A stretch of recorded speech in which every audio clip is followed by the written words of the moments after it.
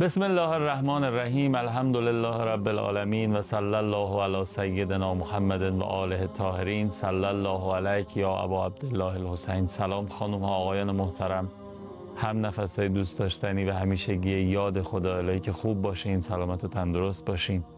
خیلی ممنونم که از بین همه شبکه‌های تلویزیونی انتخاب شما یاد خداست، یاد خدایی که همچنان از حرم مطهر امامزاده سید علی در قم مقدس زیر سایه خانم فاطمه معصومه سلام الله علیها خدمت شما هستیم و محضر فرزند حضرت ابوالفضل عباس علیه السلام در این امامزاده شریف و با صفا و نازنین که با 3 واسطه فرزند حضرت باب الحوائج هستند. دعاگوی شما هستیم، نایب وزیرتون هستیم، انشالله نصیب و قسمت شما هم بشه که زائرشون بشین خیلی زود.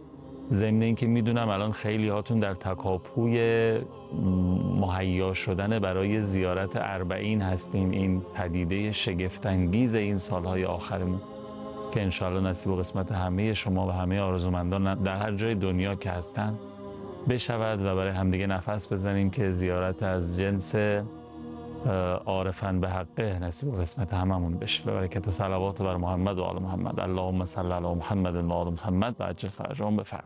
اللهم صل علی محمد و آل محمد و عجل فرجهم. امشب هم با افتخار خدمت استاد عزیزم حجت الاسلام و المسلمین اصغر دوست هستیم که قدم به چشم من گذاشتن. آقا سلام علیکم. خیلی خوش آمدین، قبول بشه. بسم الله الرحمن الرحیم. عرض سلام و ادب و احترام خدمت شما برادر عزیزم، آقای قوامی عزیز، بینندگان محترمی که از قاب صدا و سیما جمهوری اسلامی ایران شبکه قرآن ما رو میبینن. انشالله توفیقی باشه همه ما در مسیر اربعین و خودمون وصل کنیم به این مسیر مقدس اربعین که واقعا آرزوی دل همه ماست. یه چند قدم برداریم در این مسیر. انشاءالله. الهی آمین. انشاءالله که نصیب و قسمت همه بشه، هم با پای دل هم با پای جسم، هر دوش با هم دیگه تو این مسیر قدم بذاریم انشاءالله.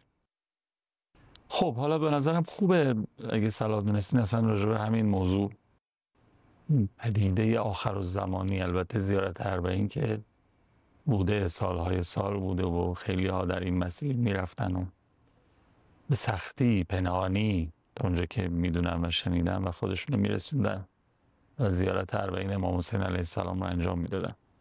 اما حالا شکل و شمایل این زیارت خیلی فرق کرده، خیلی دیگه بین المللی و جهانی شده و اینها.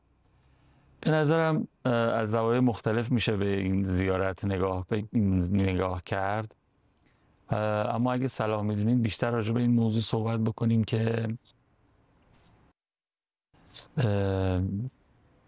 برای زائر زیارت اربعین، زائر اربعینی امام حسین چه فوایدی هست، چه برکاتی هست، چه آثاری هست و اساساً کسی که قدم در مسیر زیارت میگذارد آیا از طرف امام حسین دعوت شده یا نه خودش خواسته که بره سلامی به امام خودش تقدیم بکنه؟ از هر جو سلام. خب بسم الله الرحمن الرحیم. یه نکته رو در باب زیارت اربعین عرض کنیم.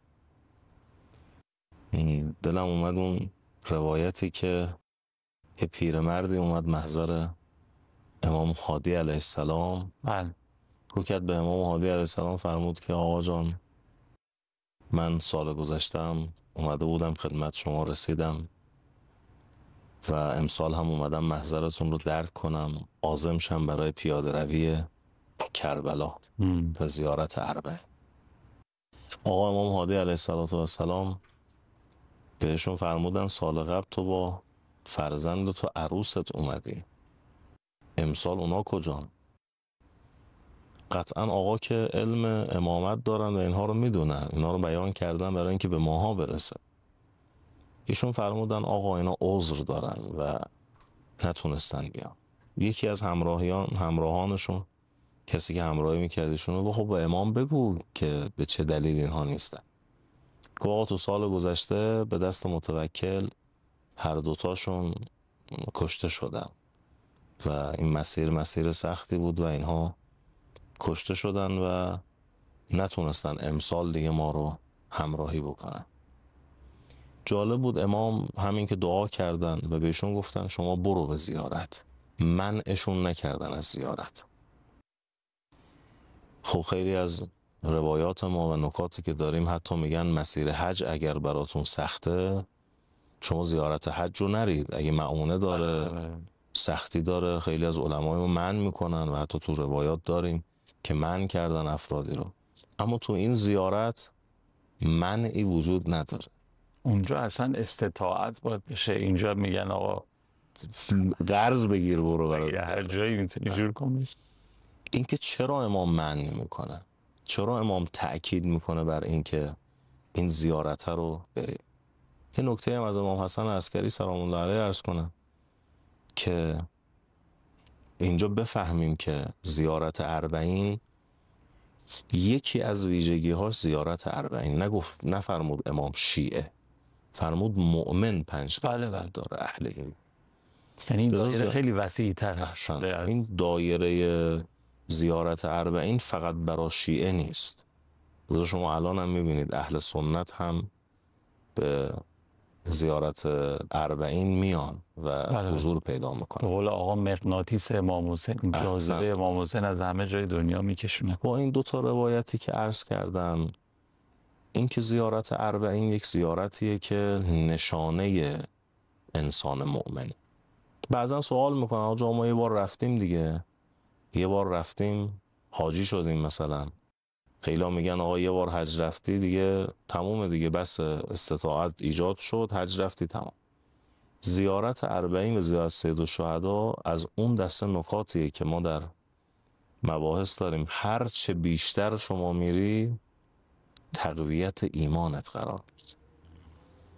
وصل کردن به مسیر سید الشهدا و حضور در اربعین ابا عبدالله الحسین انسان رو آماده میکنه برای ایمان ثابت. ما یکی از دغدغه‌هامون تو آخر الزمان اینه که ثابت قدم بر ایمان باشیم. یکی از مسیراش به نظر من همین زیارت اربعینه که ما رو ثابت قدم میکنن. خوش به حال اونایی که الان دارن دیگه بارشون رو جمع میکنن و ساکاشون رو میبندن و یه مقدار بذارید بریم وارد شیم، عسلاشون رو جدا میکنن، آب لیموهاشون رو میریزن توی خلاصه قوطی های کوچیک که تو ساکشون جا بشه. خوش به حالتون. واقعا دعا کنید برای اون جامونده هایی که هنوز تصمیم نگرفتن یا شرایط براشون فراهم نشده بتونن این فضا رو فراهم کنن. ان شاء الله برای اونها هم شرایط فراهم بشه. البته من اینجا یه نکته ای رو عرض بکنم. تو یکی از جنگ ها امیرالمومنین علیه السلام یه شخصی اومد محضر آقا که آقا من برادرم خیلی دوست داشت تو این جنگ شما رو همراهی کنه اما نتونست بیاد به هر دلیلی.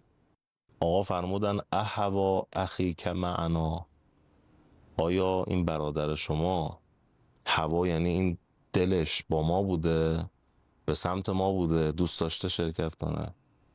فرمود که نعم جعلت فداک، فدای شما بشم، خیلی دوست داشت تو این جنگ همراه شما باشه. آقا تو اون روایت اینجوری میفرماد که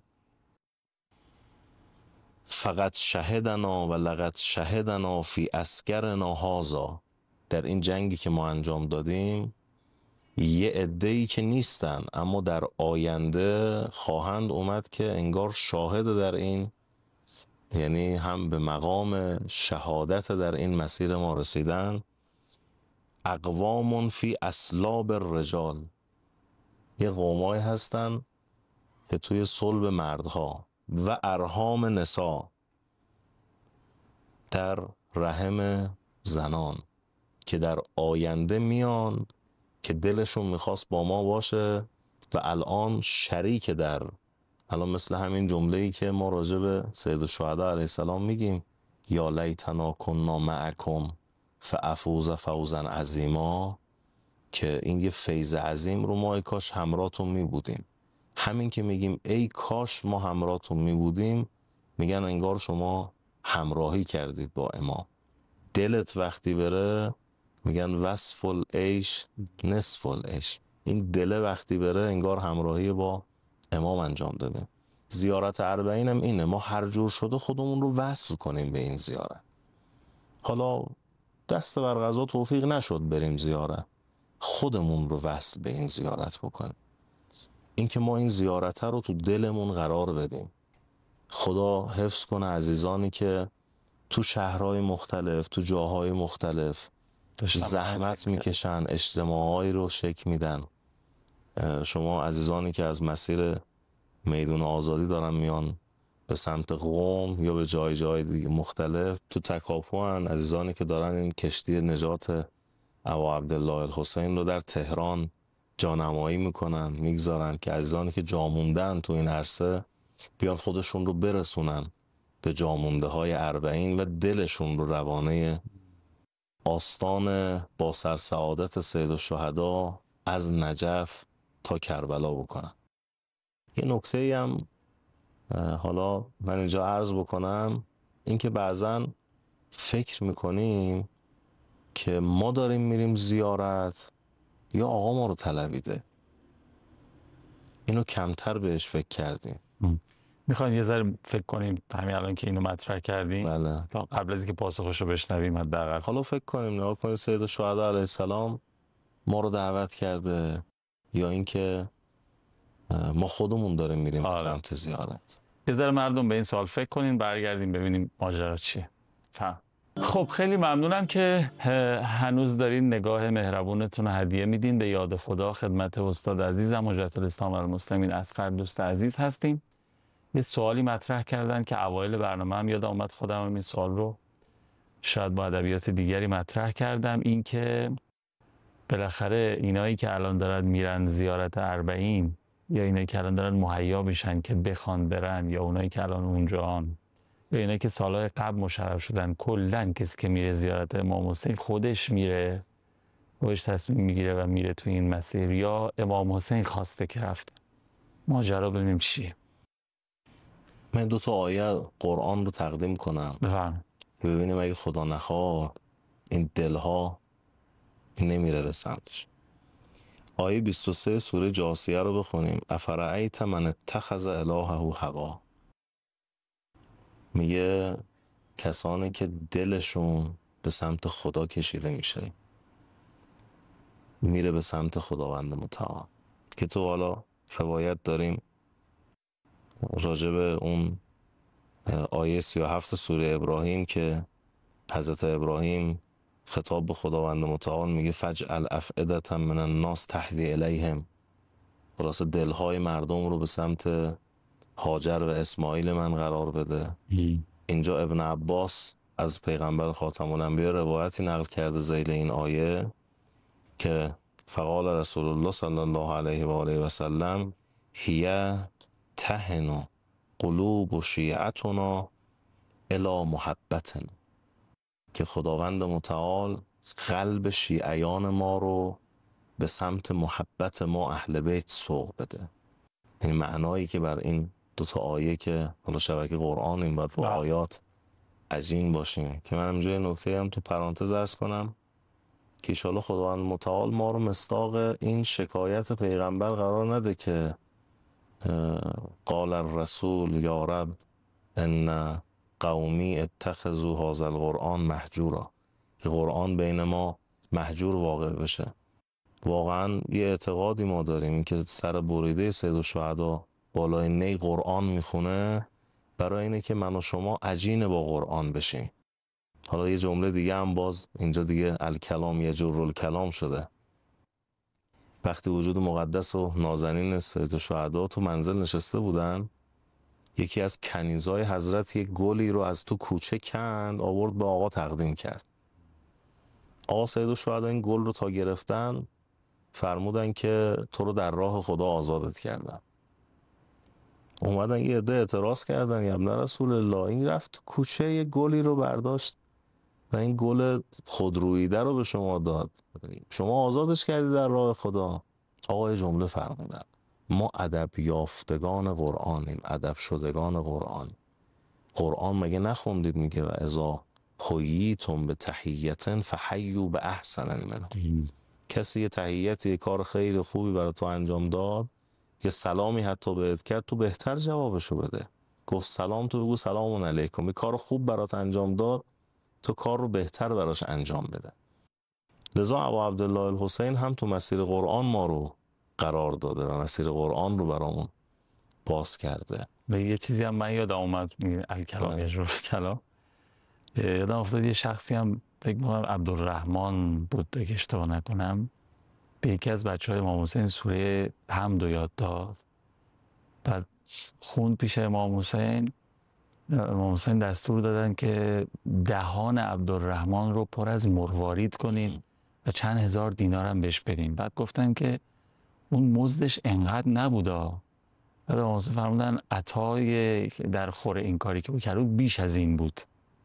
یعنی بزرگ داشته قرآن که فرمودین و اذا حییتم بتحیة فحیوا باحسن منها. واقعا همینه. ما آل الله، ما اهل بیت ما به ما یاد دادن تو مسیر قرآن قدم برداریم.